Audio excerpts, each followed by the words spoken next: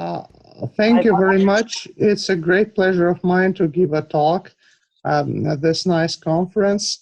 Um, I am my work is always related to topology and combinatorics, and now I'm going to talk about what I call minor theory for framed covalent graphs. Well, covalent graphs are something which are related to knot projections. And this project was motivated by knot theory. Nevertheless, I want to start with a very famous problem which was solved something like 20 years ago, the Robertson-Seymour-Thomas theorem. And I want to argue that maybe some part of this problem can be tackled by looking at graphs of a very special sort, I mean, framed covalent graph. So there is a very nice problem saying that if we have some minor closed property, then this minor closed property has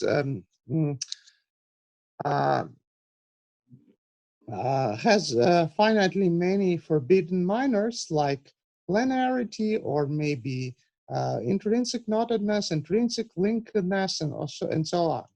So, well, now I'm going to generalize minor closeness for framed covalent graphs. And to do that, I want to recall that, well, for the simplest and possibly the most well-known property of planarity, we have two forbidden graphs. And the well-known theorem, Potyagin-Kuratowski theorem, can be formulated in the language of minors. By minor, I recall that we have two operations, and we are allowed to contract an edge, delete an edge, and delete a separate node. And now I want to pass to the main hero of my talk, framed covalent graphs. Framed covalent graphs are regular for graphs where we have some opposite edge structure, opposite semi-edge structure at each vertex. So for example, we have two isomorphic graphs drawn here. They are isomorphic, but if we have this opposite edge structure, then this one up there is not isomorphic to the other one, because up there we have two unicursal components. The solid dot means a vertex, and the dot encircled means not a vertex, but just an artifact of a planar inversion. So we can have loops and multiple edges. This is allowed, and so everything. So all that started with a planarity conjecture. I know there are lots of planarity conjectures, but this planarity conjecture was once formulated by Vassily for some knot theory needs, and this planarity conjecture was formulated in a very easy manner. And then it turned out that from this planarity conjecture, we can get from Potyagin-Kuratowski criterion, vice versa. And so you see, we can go further and we can try to understand arbitrary graphs by using only framed covalent graphs. And actually, now I want to start with this conjecture. And the conjecture is extremely easy to formulate. You see, a framed covalent graph, K, is planar unless it has a couple of circuits which have exactly one transverse intersection points. These circuits are not allowed to have common edges, but they may have common vertices. And it is required that they have exactly one transverse common vertex. So the graph up there is exactly the graph which is forbidden. And for example, the graph down here is not planar. You see, it requires a crossing down stairs. And you see, for this graph, I can find two I can find two cycles in the down right. These two cycles share a crossing, and you see here I just smoothed one vertex, and these two cycles share this vertex, but this is smooth. They have only one true transverse intersection. So, and I will call it Vassiliev abstraction. And now I want to understand how to do minor theory for such graphs. And you know, instead of edge contraction and edge deletion, I can consider only one operation, which means smoothing at a vertex. And you see many properties which we were considering, like planarity, embeddability into some genus surface, and many other things. They are minor closed with respect to only this one operation. So you see, we may consider a Pontryagin-Kuratowski planarity criterion, two graphs, not the simplest ones. And here only one graph like this. We have two operations, and here we have only one operation. So in some sense, this theory is much easier. Now I want to restrict my attention to graphs having sourcing structure. They can be also called checkerboard graphs like this. So I want to orient edges in such a way that at each crossing, two opposite edges are incoming and two opposite edges are emanating. This is also possible for a graph on the plane because of the black-white structure. And actually, this property is good for the point of view of minors. Every minor is like that. Okay, and now I want to give another graph. So this graph is non-planar, you see. So here we have three rings. It's a sort of Borromean rings, well, in quotes, of course. So three rings, and they have three additional points. If we try to immerse it, it will have at least three crossings because, every two circles will have an additional crossing. And you see, if we want to deal with only a sourcing structure, this graph does have a sourcing structure. So the initial graph is not a minor of that one. So we should take care about that. And now I want to formulate a theorem, which is the main theorem of the whole talk. And this theorem, which is the main theorem of the whole talk, can again emphasize the simplicity of the whole theory. Assume gamma is a frame covariant graph which admits a sourcing structure. Well, like the delta graph I showed before. Then the following, actually I wrote four, but I meant five. Five conditions are equivalent. So first condition is that any generic immersion in R2 requires at least three additional nodes. So actually this means that crossing number is at least three. Actually, the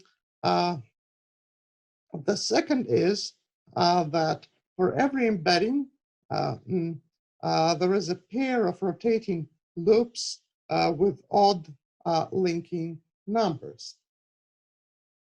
Embedding, here I mean embedding in R3. Every graph admits an embedding in R3, and there will be two loops having an odd linking number. And of course, this means that gamma has no linkless embedding. So of course, 2 is much stronger than 3, and 4 is and 1 is much stronger than 4. So if we need a crossing number is at least 3, then it means that our graph is non-planar. And if we have some pair of some pair of linking circuits with odd linking number, then this means that, of course, it is intrinsically linked. And the clue to the equivalence of 1, 2, 3, and 4 is number 5, that gamma contains delta as a minor. Here I want to make a comment about linkless embedding. About linkless embedding, so when we embed our frame 4-valent graph into R3, I allow some smoothings at crossings. When I say a smoothing, I mean that I allow to undo a vertex and connect neighboring edges, but not opposite ones. So this can be done in a well-defined way. Okay, and here are some historical remarks. So Nikonov proved that Pontryagin-Kuratowski is equivalent to Vassiliev, and of course, planar for graphs appear everywhere because of medial graphs. If we have an embedding of a graph into a two surface, and there is a project that we have that we call the Stoneflower, and the Stoneflower project is to understand all graphs by using framed covalent graphs. And I call it Stoneflower because of, some absence of mobility. For me, the main object is knots, and knots have Reidemeister moves. Graphs do not have such moves. Graphs are somehow stones, and that's why I call it Stoneflower. Okay, and now here is what I have already said. Some minors, and now we can make some changes in the definition. For example, if we deal with graphs, we can, of course, smooth vertices, but we can also allow to delete some components, for example, to delete some unicursal components, or we can delete some connected components. So here I want to introduce another definition of S minor. So why do I want to define two sorts of minors? Well, because we had two graphs. The first graph is the simplest possible graph when we have just two circles intersecting at exactly one point. And the second graph, called delta, well, it's more complicated by the first one, but the first one is not a minor of the second one. So we should make some generalization. So you see, we cannot delete this black one. So this is not an allowed operation, but we can say, well, we can define another minor operation, and we can consider other minor closed operations. And here is the theorem that a graph is non-planar if it admits either gamma or delta as a minor. But if we allow S minors, then the simplest gamma with two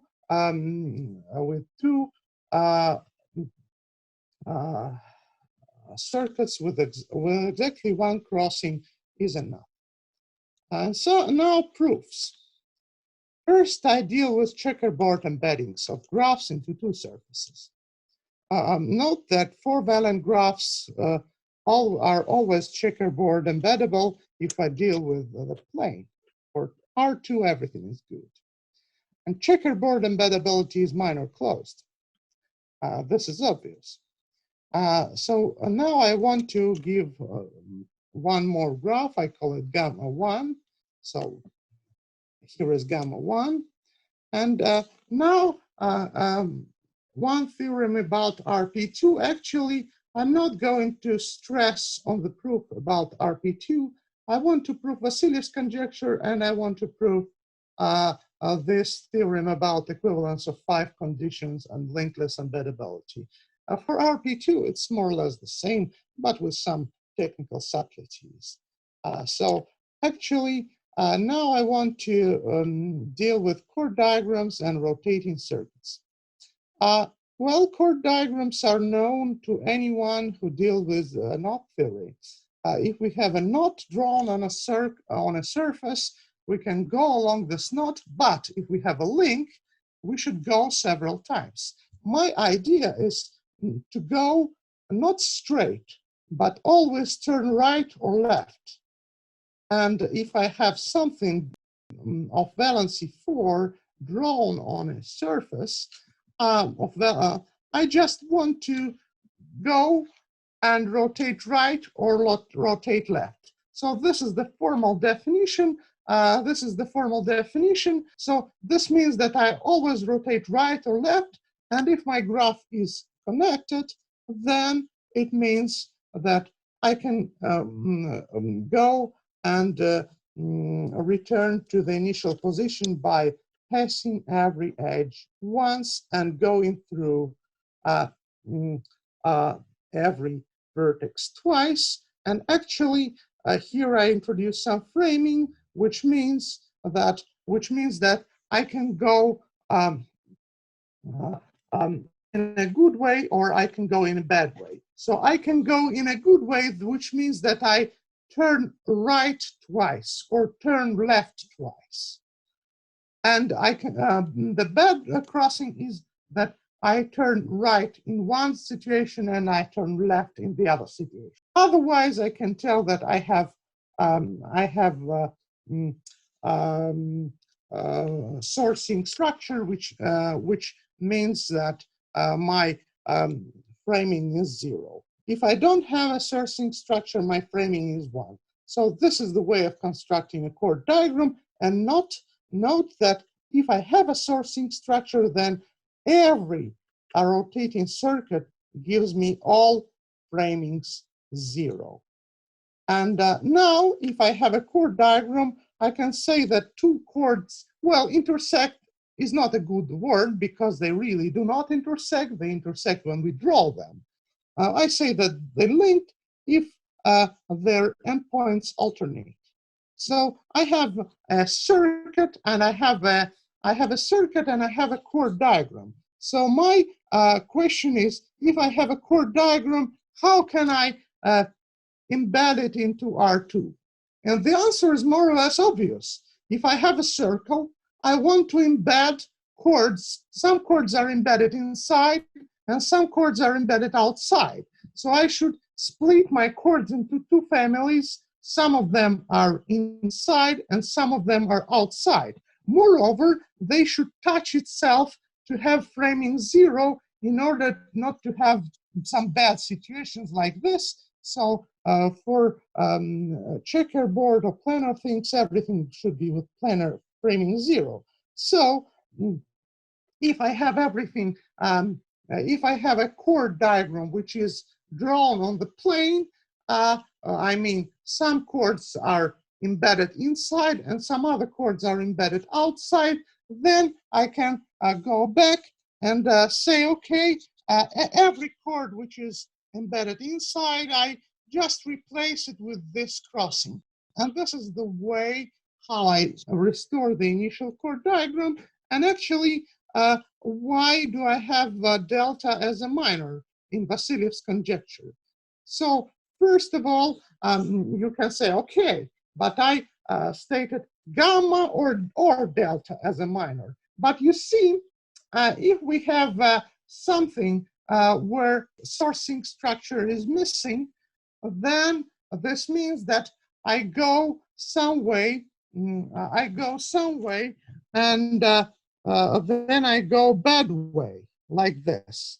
But if I go some way and then I go bad way, this will actually mean that I will eventually get to the situation with two circles like this. Well, this means that I will have gamma. So unless I have gamma, I can think that I always have a sourcing structure. And now if I have a sourcing structure, then I can say, okay, I have a sourcing structure and my graph is not embeddable in R2. So how can it go?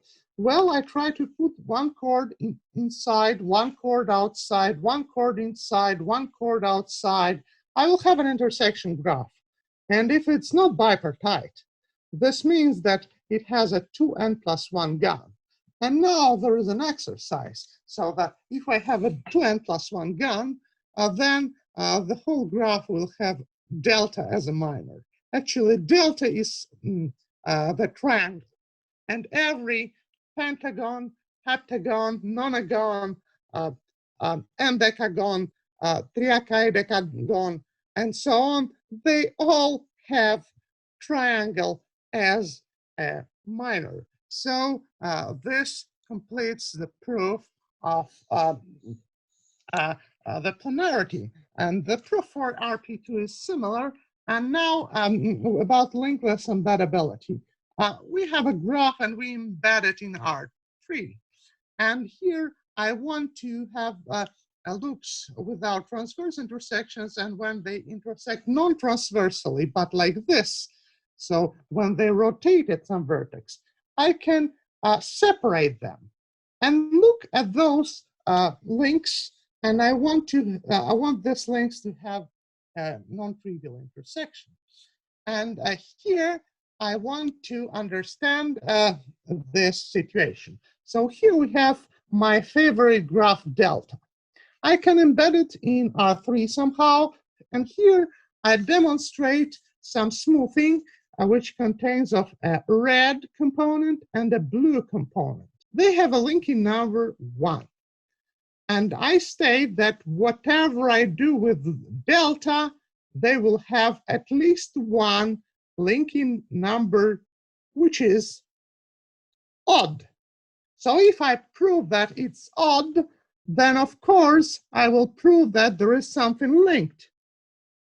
And this will be one part of my theorem that 3 conditions are equivalent: the existence of delta, a link, existence of a link, and existence of a link with odd number.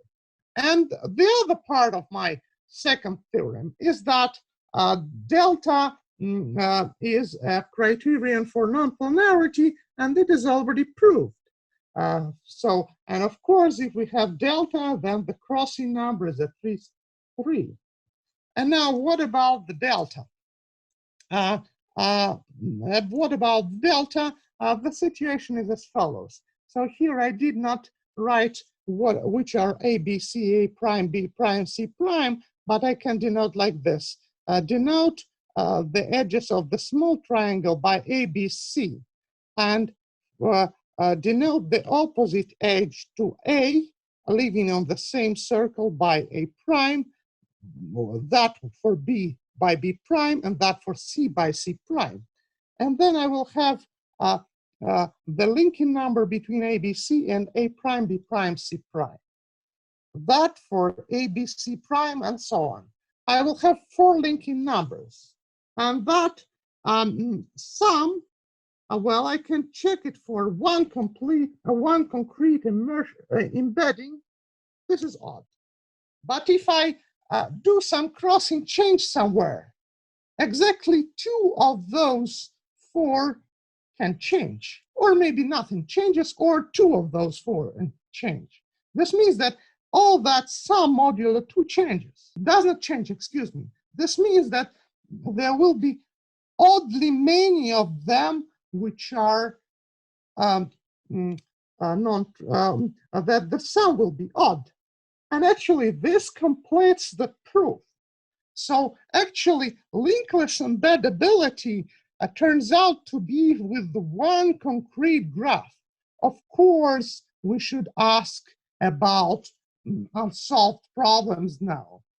Of course, 2 things I have to say verbally is what about knotless embeddability? And here, unfortunately, I do not have good lists.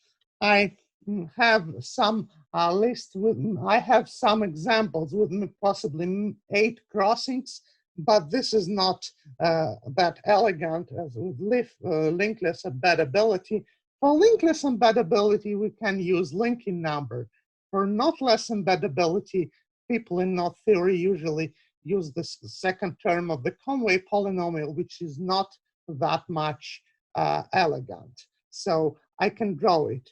Well, there are some generalizations of the Vassily conjecture for graphs of different types. And actually, we can consider long knots, which means knots going from one infinity to another infinity. And actually, the planarity condition is the same. I mean, there should be exactly two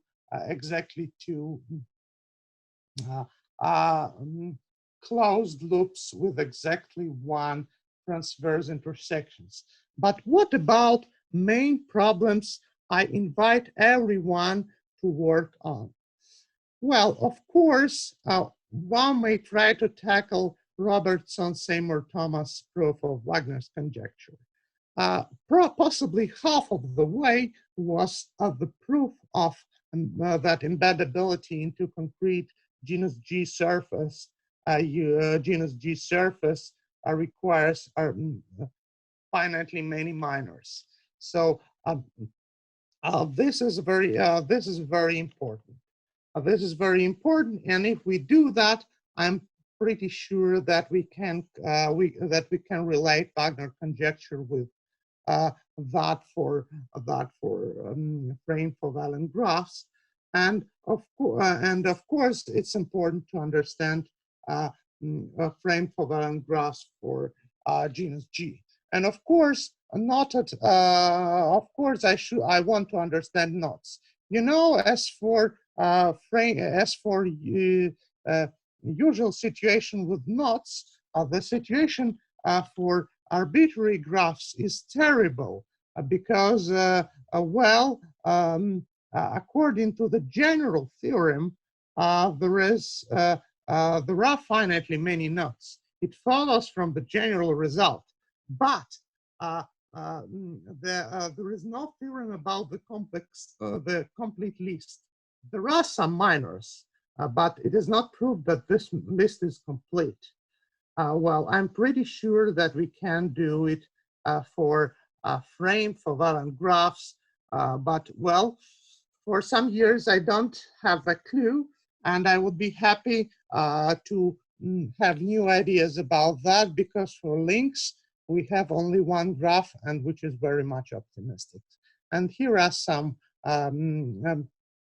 references, and I want to say thank you very much for listening. I just wanted to make a quick comment that actually one of Paul Seymour's students, I think, worked on this this relation, Thor Johnson. So I don't know if you're aware of his work, but they thought about this well quasi-ordering as well. So. Which quasi-ordering? Under splitting vertices, the first minor relation. Yes, and can you send me the the reference by email? I can send you the reference, and also I think one of Matt DeVos's PhD students worked on this recently, so I can send you both references. It depends on how much recently, because some of those works are 16 years old and some of those works are 8 years old. So I think Matt's student is from 2018, and Thor Johnson, then we should ask whether he was aware of my works. yes, but Thor's thesis is old. This is from 2002 or something, but he announced some things that he didn't prove as well. So, it would be great to unite our efforts. yes. I'll send you the references. Yes, actually, Vassiliev's work, when he conjectured it in 2004, it was needed to have a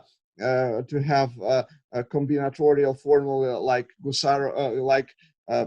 Pollack-Viro formulas for Vassiliev invariants with some coefficients, integer coefficients or half-integer coefficients. And he said, well, I need just this small conjecture. And he asked lots of people in knot theory and in graph theory, and nobody knew it. Well, I and see. it was the work from 2004. Thanks. Very nice talk. Thank you very much.